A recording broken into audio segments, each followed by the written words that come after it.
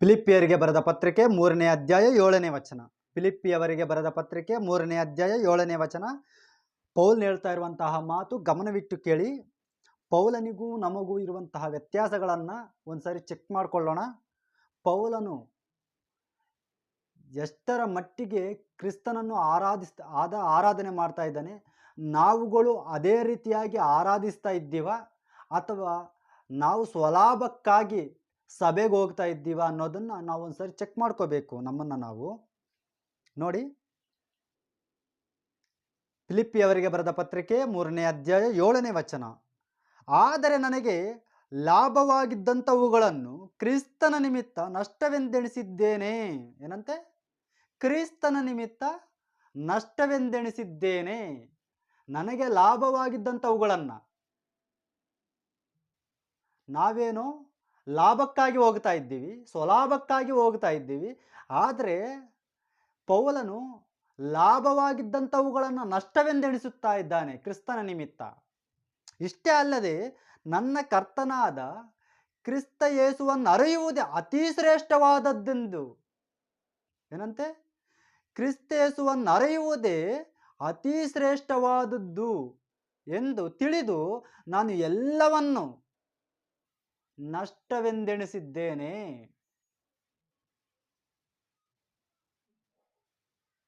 ಈ ಲೋಕದಲ್ಲಿ ಸಿಗುವಂಥ ಎಲ್ಲವನ್ನು ನಷ್ಟವೆಂದೆಣಿಸಿದ್ದೇನೆ. ಇವತ್ತು ನಾವುಗಳು ಹಾಗಿದ್ದೀವಾ? ನಾವು ಯೇಸು ಕ್ರಿಸ್ತನ ಬಳಿಗೆ ಬಂದು ಯಾವ ರೀತಿ ಪ್ರಾರ್ಥನೆ ಮಾಡ್ತೀವಿ ಅಂತಂದರೆ, ನಾನು ದೊಡ್ಡ ಬಂಗಲೆ ಕಟ್ಕೋಬೇಕು, ನನಗೆ ಯಾವುದೇ ಸಮಸ್ಯೆಗಳು ಬರಬಾರ್ದು, ನಾನು ಕಾರಲ್ಲಿ ಓಡಾಡಬೇಕು. ಇವೆಲ್ಲವೂ ನಶಿಸಿ ಹೋಗುವಂಥವುಗಳು. ಆದರೆ ಕ್ರಿಸ್ತನು ನಿತ್ಯ ಜೀವವನ್ನು ಕೊಡಬೇಕೆಂದು ಶಿಲುಬೆಯಲ್ಲಿ ಮರಣ ಹೊಂದಿದ್ದು, ಪರಲೋಕವನ್ನು ಬಿಟ್ಟು ಈ ಲೋಕಕ್ಕೆ ಬಂದಿದ್ದು. ಅದು ಶಾಶ್ವತವಾದದ್ದು. ಶಾಶ್ವತವಾದದ್ದು ನಿನಗೆ ಕೊಡಬೇಕು ಅಂತ ಈ ಲೋಕಕ್ಕೆ ಬಂದರೆ, ಇವತ್ತು ನಾವುಗಳೇನು ನಶಿಸಿ ಹೋಗುವಂಥವುಗಳಿಗಾಗಿ ನಾವು ಇವತ್ತು ಸಭೆಗೆ ಹೋಗ್ತಾ ಇದ್ದೀವಿ. ಪೌಲ್ ಹೇಳ್ತಾ ಇದ್ದಾನೆ ನೋಡಿ, ಕ್ರಿಸ್ತ ಯೇಸುವನ್ನು ಅರಿಯುವುದೇ ಅತಿ ಶ್ರೇಷ್ಠವಾದದ್ದು, ಅತಿ ಶ್ರೇಷ್ಠವಾದದ್ದು. ಎಂಥ ಅದ್ಭುತ! ಇವತ್ತು ನಾವು ಹಾಗಿದ್ದೀವಾ? ಇವತ್ತು ನಾವು ಹಾಗಿದ್ದೀವಾ? ಆತನ ನಿಮಿತ್ತ ನಾನು ಎಲ್ಲವನ್ನು ಕಳಕೊಂಡು ಅದನ್ನು ಕಸವೆಂದೆಣಿಸುತ್ತೇನೆ. ಏನಂತೆ? ಆತನ ನಿಮಿತ್ತ ನಾನು ಎಲ್ಲವನ್ನು ಕಳಕೊಂಡು ಅದನ್ನು ಕಸವೆಂದೆಣಿಸುತ್ತೇನೆ. ಇವತ್ತು ನಾವು ಕಳ್ಕೊಳ್ಳೋದಕ್ಕೆ ತಯಾರಾಗಿದ್ದೀವಾ? ನಮಗೆ ಆಸ್ತಿಗಳು ಬೇಕು, ದೊಡ್ಡ ದೊಡ್ಡ ಬಂಗಲೆಗಳು ಬೇಕು, ದೊಡ್ಡ ಕಾರಲ್ಲಿ ಓಡಾಡಬೇಕು, ನಾವು ದೊಡ್ಡದಾಗಿ ಬಿಸ್ನೆಸ್ ಮಾಡಬೇಕು.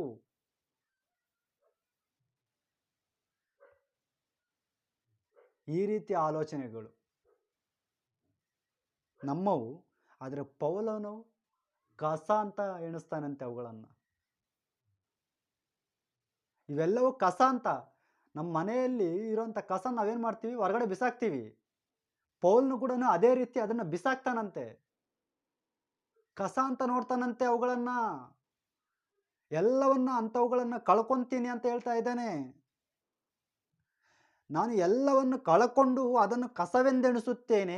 ಇದರಲ್ಲಿ ನನ್ನ ಉದ್ದೇಶವೇನೆಂದರೆ, ನಾನು ಕ್ರಿಸ್ತನನ್ನು ಸಂಪಾದಿಸಿಕೊಂಡು ನೇಮನಿಷ್ಠೆಗಳ ಫಲವಾಗಿರುವ ಸ್ವನೀತಿಯನ್ನು ಆಶ್ರಯಿಸದೆ ಕ್ರಿಸ್ತನನ್ನು ನಂಬುವುದರಿಂದ ದೊರಕುವಂಥ, ಅಂದರೆ ಕ್ರಿಸ್ತನ ಮೇಲಣ ನಂಬಿಕೆಯ ಆಧಾರದಿಂದ ದೇವರು ಕೊಡುವಂಥ ನೀತಿಯನ್ನೇ ಹೊಂದಿ ಕ್ರಿಸ್ತನಲ್ಲಿರುವವನಾಗಿ ಕಾಣಿಸಿಕೊಳ್ಳಬೇಕೆಂಬುದೇ.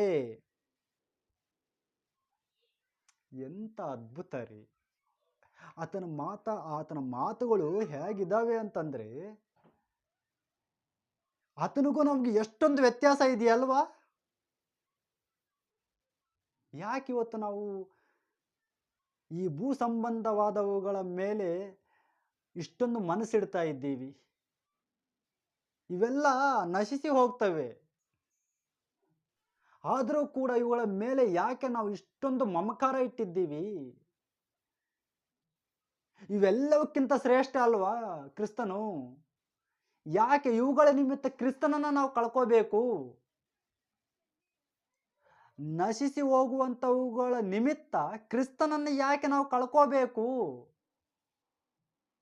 ಕ್ರಿಸ್ತನ ನಿಮಿತ್ತ ಇವುಗಳನ್ನು ಕಳ್ಕೋಬೇಕೇ ಹೊರತು ಇವುಗಳ ನಿಮಿತ್ತ ಕ್ರಿಸ್ತನನ್ನು ಕಳ್ಕೋಬಾರ್ದು. ಕ್ರಿಸ್ತನ ನಿಮಿತ್ತ ಇವುಗಳನ್ನು ಕಳ್ಕೋಬೇಕು, ಇವುಗಳ ನಿಮಿತ್ತ ಕ್ರಿಸ್ತನನ್ನು ಕಳ್ಕೋಬಾರ್ದು. ಯಾಕೆ ನಾನು ಈ ಮಾತು ಹೇಳ್ತಾ ಇದ್ದೀನಿ ಗೊತ್ತಾ? ನೋಡಿ 18ನೇ ವಚನ, ಅನೇಕರು ಕ್ರಿಸ್ತನ ಶಿಲುಬೆಗೆ ವಿರೋಧಿಗಳಾಗಿ ನಡೆಯುತ್ತಾರೆ. ಏನಂತೆ? ಅನೇಕರು ಕ್ರಿಸ್ತನ ಶಿಲುಬೆಗೆ ವಿರೋಧಿಗಳಾಗಿ ನಡೆಯುತ್ತಾರೆ. ಅವರ ವಿಷಯದಲ್ಲಿ ನಿಮಗೆ ಎಷ್ಟೋ ಸಾರಿ ಹೇಳಿದೆನು. ಅವರ ವಿಷಯದಲ್ಲಿ ಅಂದರೆ ಸುಳ್ಳು ಬೋಧಕರ ವಿಷಯದಲ್ಲಿ ಎಷ್ಟೋ ಸಾರಿ ಹೇಳಿದೆನು, ಈಗಲೂ ಅಳುತ್ತಾ ಹೇಳುತ್ತೇನೆ. ಏನಂತೆ? ಇನ್ನು ಎಷ್ಟು ನೋವಿಲ್ಲದೆ ಹೋದರೆ ಪೌಲನು ಅಳ್ತಾನೆ. ಎಷ್ಟು ದುಃಖದಿಂದ, ಎಷ್ಟು ಭಾರದಿಂದ ಹೇಳ್ತಾ ಇದ್ದಾನೆ ಈ ಮಾತನ್ನ. ನಾಶನವೇ ಅವರ ಅಂತ್ಯವ್ಯಸ್ಥೆ, ಹೊಟ್ಟೆಯೇ ಅವರ ದೇವರು. ಏನಂತೆ? ಹೊಟ್ಟೆಯೇ ಅವರ ದೇವರು. ಹೊಟ್ಟೆ ಪಾಡಿಗಾಗಿ ಬಂದಂಥವ್ರು ಅವರು. ಹೊಟ್ಟೆಯನ್ನೇ ಹೆಚ್ಚಾಗಿ ಪ್ರೀತಿ ಮಾಡ್ತಾರೆ. ಯೇಸು ಕ್ರಿಸ್ತನನ್ನ ಇವತ್ತು ಅವರ ಹೊಟ್ಟೆಗಾಗಿ ಉಪಯೋಗಿಸಿಕೊಳ್ಳುತ್ತಾರೆ. ಅವರ ಸ್ವಲಾಭಕ್ಕಾಗಿ ಉಪಯೋಗಿಸಿಕೊಳ್ತಾ ಇದ್ದಾರೆ.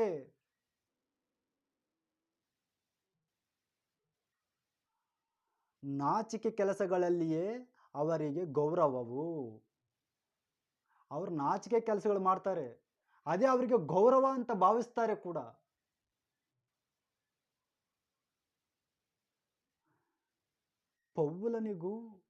ಪೌಲನು ಹೇಳ್ತಾ ಇರುವಂತಹ ಮಾತುಗಳಿಗೂ ಇವತ್ತಿನ ದಿನದಲ್ಲಿರುವಂತಹ ಸೇವಕರಿಗೂ ಎಷ್ಟೊಂದು ವ್ಯತ್ಯಾಸ ಇದೆ ನೋಡಿ.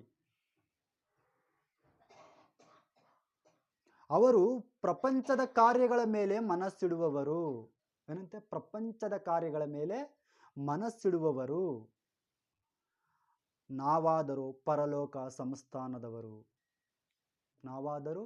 ಪರಲೋಕದ ಸಂಸ್ಥಾನದವರು. ಕರ್ತನಾದ ಯೇಸು ಕ್ರಿಸ್ತನು ಅಲ್ಲಿಂದಲೇ ರಕ್ಷಕನಾಗಿ ಬರುವುದನ್ನು ಎದುರು ನೋಡುತ್ತಾ ಇದ್ದೇವೆ.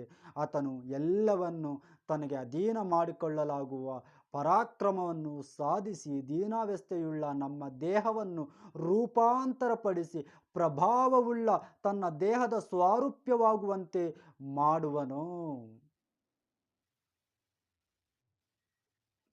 ಹೀಗಿರಲಾಗಿ ಪ್ರಿಯರೂ ಇಷ್ಟರೂ ಆದ ನನ್ನ ಸಹೋದರರೇ, ನನಗೆ ಸಂತೋಷವೂ ಜಯಮಾಲೆಯೂ ಆಗಿರುವವರೇ, ನಾನು ಹೇಳಿದಂತೆ ಕರ್ತನಲ್ಲಿ ದೃಢವಾಗಿ ನಿಲ್ಲಿರಿ.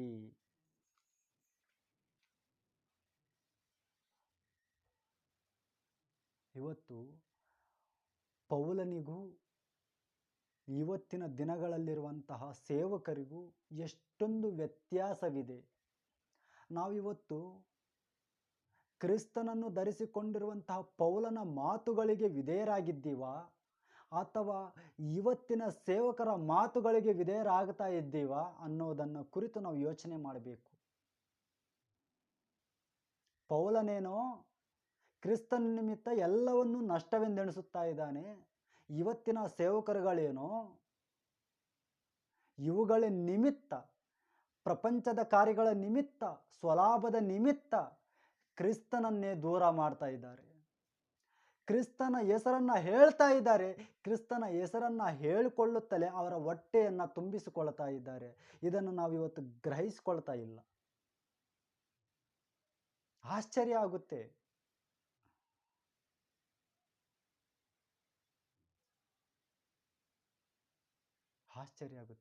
ಇನ್ಮೇಲಾದರೂ ಕೂಡ ವಾಕ್ಯಾನುಸಾರವಾಗಿ ಹೇಗೆ ನಡೆಯಬೇಕು ಎಂಬುದರ ಕುರಿತು ಪೌಲನನ್ನು ಆದರ್ಶವಾಗಿ ತಗೊಳ್ರಿ, ಪೇತ್ರನನ್ನು ಆದರ್ಶವಾಗಿ ತಗೊಳ್ರಿ, ಯೋಹಾನನನ್ನು, ಅಪೋಸ್ತಲರನ್ನು, ಯೇಸು ಕ್ರಿಸ್ತನನ್ನು ಮಾದರಿಯನ್ನಾಗಿ ತಗೊಂಡು ಅವರಂತೆ ನಡೆಯುವುದಕ್ಕೆ ಪ್ರಯತ್ನ ಮಾಡಿ.